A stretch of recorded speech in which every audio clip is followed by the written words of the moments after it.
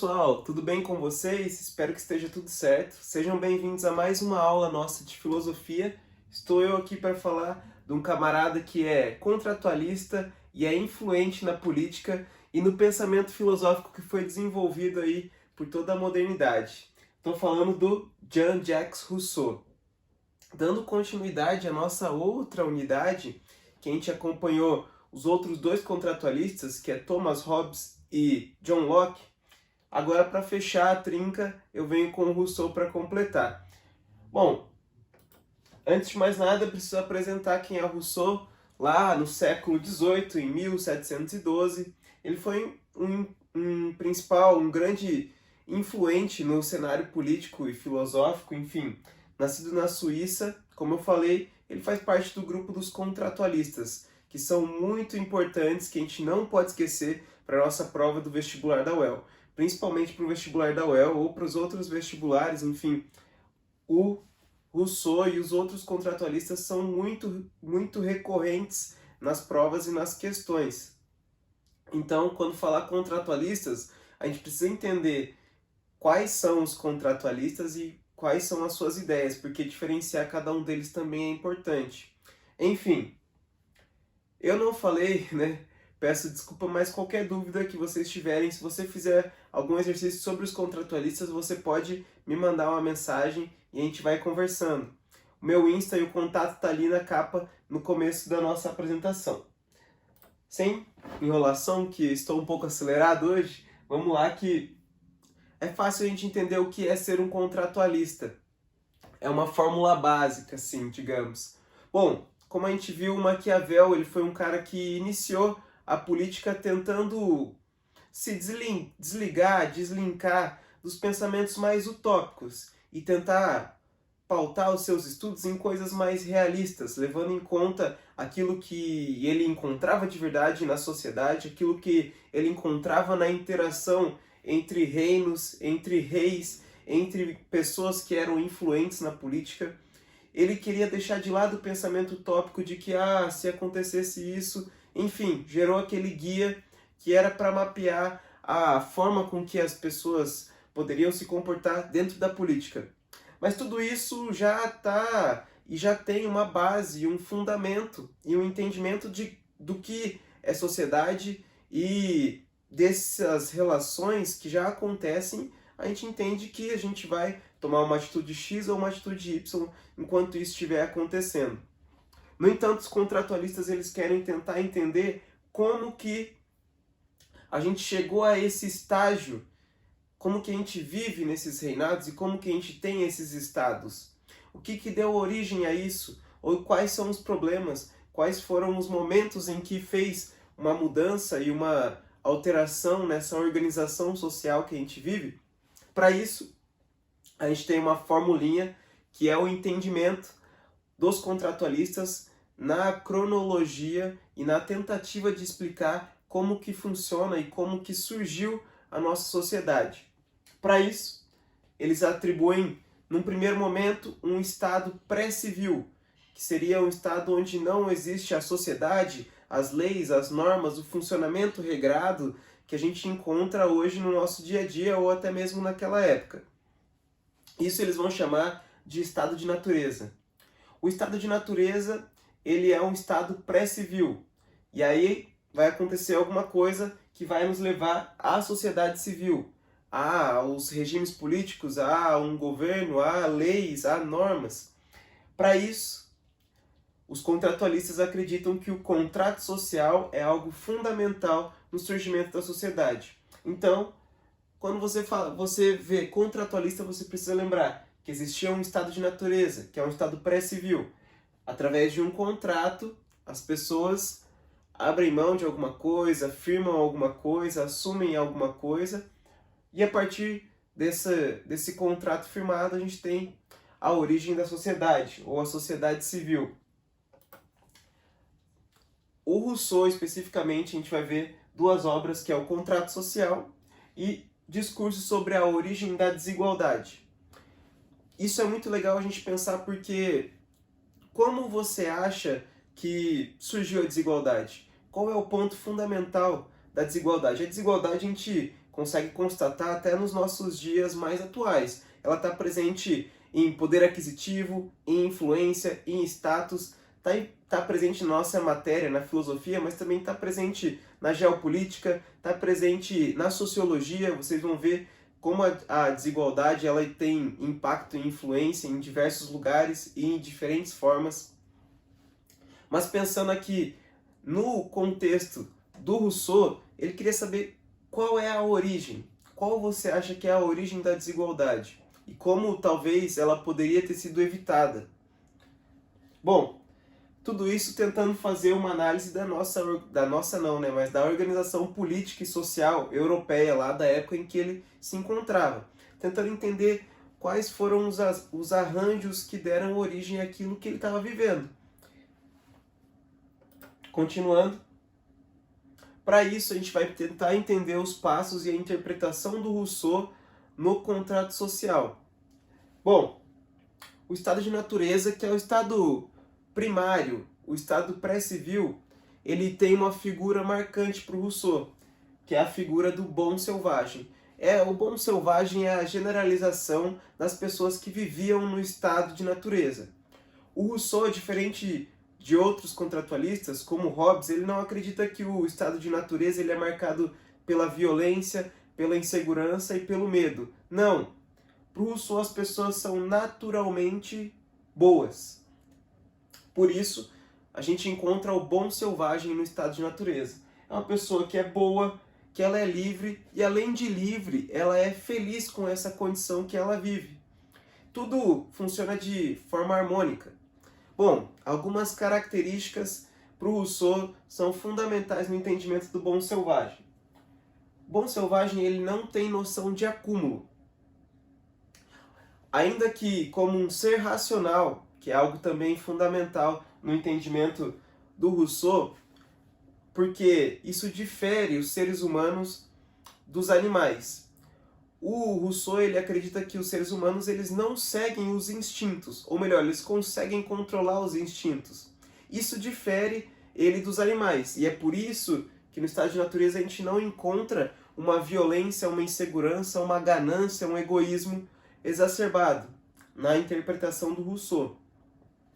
O ser humano ele é racional, ele tem o entendimento de que se ele tem hoje, no dia de hoje, 3 maçãs, e ele está com fome nesse momento, e ele comeu uma maçã, e ele já saciou a sua fome, ele consegue preservar aquelas outras 2 para comer mais tarde, para comer num outro momento, para compartilhar com alguém que é seu vizinho, da sua família, enfim, da sua comunidade. Isso não é visto, ou pelo menos não é algo que está no entendimento dos animais. Quando ele vê uma porção de comida, uma refeição, ele vai comer o quanto ele puder. No entanto, o ser humano, o bom selvagem, ele tem a capacidade racional de segurar os seus instintos e guardar para mais tarde ou compartilhar. Enfim, a noção de acúmulo. O bom selvagem ele não tem noção de acúmulo. O que seria a noção de acúmulo? É justamente a ganância. Se ele tem 3 maçãs, ele vê que mais uma pessoa tem uma, ele quer ter 4, ele quer ter 5, ele quer ter quanto ele puder. Não, o bom selvagem não. O bom selvagem ele entende que ele tem as suas necessidades, mas ele entende também que outras pessoas têm suas necessidades e que elas precisam ser saciadas, elas precisam assumir e tentar compartilhar essas necessidades para que ninguém fique infeliz, ou para que ninguém não... enfim, para que alguém aja de forma egoísta, que não precise disso. Essa noção de acúmulo é algo que não era natural do bom selvagem. As únicas diferenças que a gente encontrava no estado de natureza eram as diferenças naturais. Aí a gente está falando de características do próprio corpo. Eu, por exemplo, sou baixinho, não ia alcançar pegar a maçã lá no topo da árvore. Ou, sei lá, enfim, algo que pessoas altas conseguem fazer aí.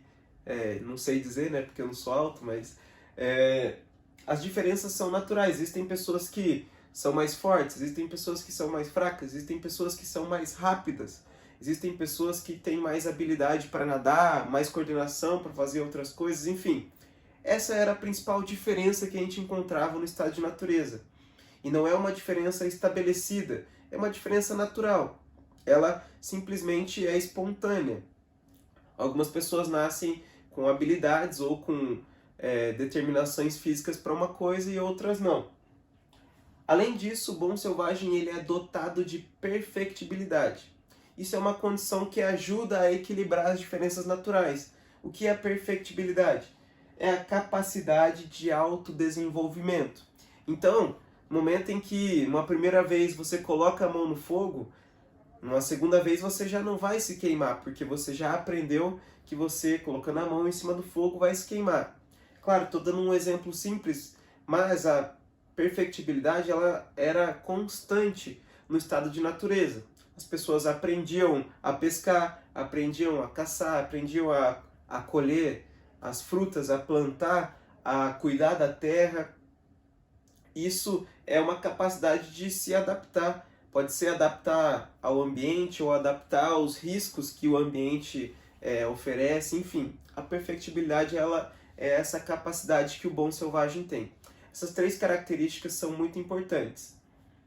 Vamos dar sequência para a gente tentar entender o que faz com que esse estado de natureza, que para o Rousseau é bom, é feliz e principalmente é livre, porque as pessoas têm as condições e as condicionantes para fazer o que bem entenderem no momento em que entenderem.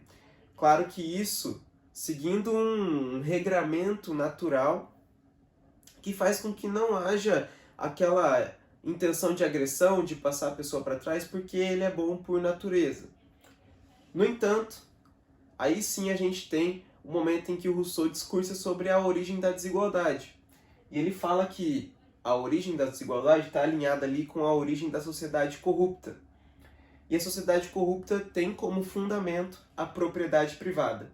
E isso, inclusive, está no começo do livro do Rousseau, onde ele fala que a desigualdade ela se inicia quando um homem, uma pessoa, vai lá, pega alguns pedacinhos de madeira, demarca um pedaço de terra, cerca ele e anuncia para todos em sua volta: este pedaço de terra é meu.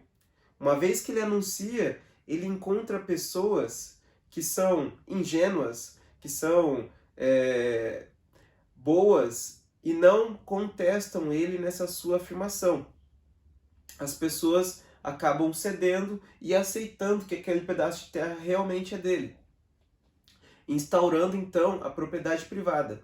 E aí sim, com a propriedade privada, diversas coisas e diversas desigualdades vão se instaurar. Porque com a propriedade privada, eu que tinha acesso àquele pé de maçã, agora ele está demarcado, ele é do cara que marcou o pedaço de terra. Eu não consigo mais pegar. Eu não tenho mais a liberdade de chegar lá e comer a maçã, porque ele vai afirmar que aquilo lá é dele. E aí sim, quando a gente tem a propriedade privada instaurada, a gente tem diversos sentimentos, diversas atitudes ruins que para o Rousseau vão caracterizar a sociedade corrupta.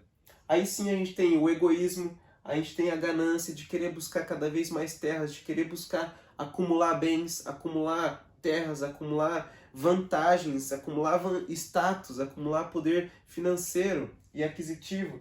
A gente tem a desigualdade, porque se esse cara que demarcou a terra, ele tem acesso à maçã e eu, que não tenho nenhuma terra, não tenho acesso a nada, eu preciso conquistar alguma coisa, eu preciso trabalhar, talvez eu tenha que trabalhar para ele, talvez eu precise correr atrás de outras terras, enfim. A situação se torna desigual.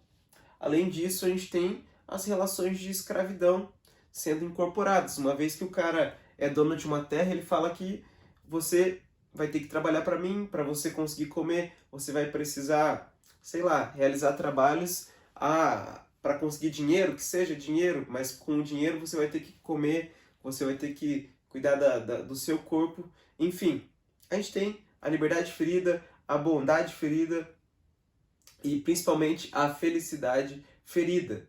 Todos os fundamentos do bom selvagem e todas as características positivas do estado de natureza foram quebrados no momento em que a propriedade privada foi instaurada. O Rousseau ele afirma que esse movimento aconteceu, que isso foi muito ruim e para que a gente possa superar as desigualdades que foram instauradas na sociedade corrupta, o Rousseau propõe, ou melhor, propõe-se um contrato social para que a gente tenha pelo menos na tentativa de uma busca pelas características boas do estado de natureza, para que a gente tenha uma busca pelo equilíbrio, pela diminuição das desigualdades, principalmente pelo fim da escravidão e da injustiça. Combater essas características como egoísmo e ganância também. Bom, para isso, num contrato social, a gente precisa instaurar um regime democrático que não seja de um tirano, ou que seja injusto, ou que valorize as pessoas que têm maior poder aquisitivo, status, enfim, qualquer coisa que remeta à sociedade corrupta. Não, nós precisamos de um regime democrático que governe para o povo, que seja do povo e que seja pelo povo. Isso é uma característica que tem que ser fundamental nesse novo regime que vai ser instaurado. Uma vez instaurado esse regime, para tentar combater a desigualdade e a sociedade corrupta e todas as suas características, a gente precisa também de algumas características nesse regime democrático para demarcar uma diferença entre a sociedade corrupta e a sociedade civil, que aí sim busca voltar ou derrubar as desigualdades. E a principal característica, o Rousseau vai afirmar que é essa coisinha aqui, ó, a vontade geral. A vontade geral deve reger o regime democrático estabelecido. A vontade geral ela não é a vontade da maioria e nem as vontades individuais. Então a ganância e o egoísmo têm que sair de lado. A vontade geral é a vontade que determina e governa pela justiça e pelo bem comum. Isso é totalmente um princípio que a sociedade corrupta não seguiria, certo? Bom, um exemplo que eu falo sempre, o exemplo para a galera quando a gente está na sala de aula, sobre a vontade geral. Se a gente fizer uma eleição na sala sobre qual vai ser a cor da nossa parede, a gente não está seguindo a vontade geral, porque aí a gente vai ter a maioria atribuindo, nossa parede vai ser azul, nossa parede vai ser amarela, nossa parede vai ser preta.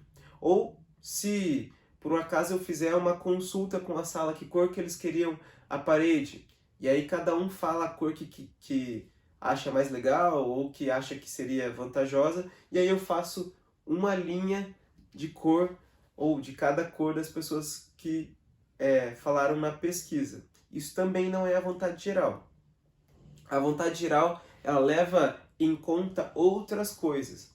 No caso de uma sala de aula, o bem comum e o que a gente preza em uma sala de aula é assistir a própria aula. É conseguir ter atenção, é conseguir ter conforto, é conseguir ter um desgaste menor no momento em que você precisa prestar atenção. Dessa forma, a gente tem pré-estabelecido aí, e não sou eu ou a filosofia que determina isso, mas são estudos científicos, digamos assim, que tons mais claros funcionam melhor na hora de suavizar a nossa visão periférica ou num contraste ali com o quadro negro, por exemplo, né? Que nós temos o quadro lá que é escuro, as paredes, o ideal é que elas fossem brancas para suavizar a nossa visão periférica e não ter um contraste muito grande que diminui a nossa concentração, cansa mais o nosso exercício de prestar atenção. Então, a parede em tons claros ela é mais vantajosa numa sala de aula para que a gente assista às aulas. Isso aí pode ser outras questões a ser definidas, enfim, é só um exemplo do que a vontade geral consiste. Ela não vai realmente valorizar o que a maioria pensa e nem o que uma pessoa ou as individualidades pensam, mas sim o bem comum visando o benefício de todos. É claro que isso é muito difícil de se alcançar, é claro que isso talvez pode ser impossível em algumas questões, mas a ideia da vontade geral é tentar trazer esse conceito que eu falei que é para uma sala de aula, mas para o contexto político, nas atitudes em que o regime democrático vai assumir, nas determinações que eles vão tomar, e isso tudo pensando no povo e levando o povo em consideração. Inclusive, o trabalho é para o povo, né? É pelo povo. Então, todas as determinações precisam ser para o povo. Isso faz com que o povo tenha, e já estou encerrando, um direito quase que natural de que, se as determinações não estão sendo seguidas para o povo, eles podem e têm um direito de, poxa vida, como assim? Esse governador, ele está tomando as atitudes pensando no benefício próprio dele. Isso não está condizendo com o nosso princípio do contrato.